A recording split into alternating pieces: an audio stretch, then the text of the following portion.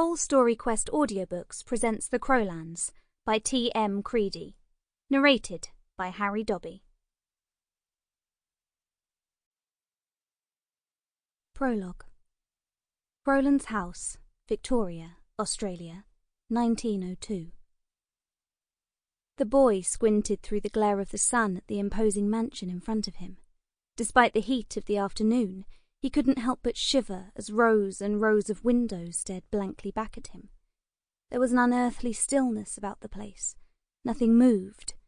There was no sound apart from the grating shrieks of the crows high up in the branches of the magnificent gum tree, which sat like a sentry in front of the wrought iron gates. The carter busied himself undoing the straps around the boy's small cardboard suitcase, eager to be away from this place and on his way. There was something dreadfully wrong here.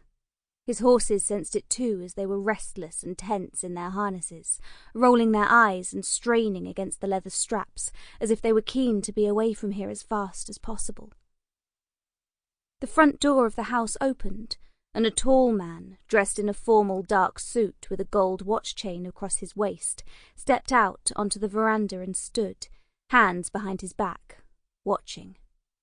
Behind him, a lady, dressed all in white, with a folded white cap covering her hair, bustled down the steps and stopped in front of the boy, bending down to peer closely at his face. "You must be Gregory." She smiled at the boy, taking in his dirty, crumpled appearance and wrinkling her nose at the sour smell of old ammonia coming from his soiled shorts.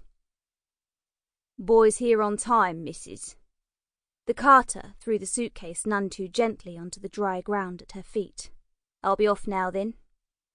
He tipped his hat politely, in deference to her status as a nurse, and swung himself back up onto the wooden boards, clicking his tongue softly at the horses.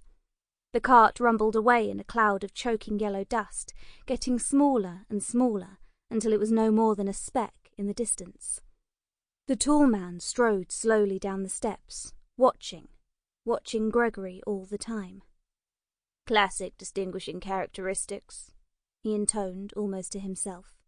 "Take note of the snub nose, the slanted eyes, and the tongue, too big for the child's mouth, causing the tongue to stick out." He reached out and grabbed Gregory's face between his thumb and his index finger firmly, twisting his head from side to side roughly. "Flattened skull, short of stature."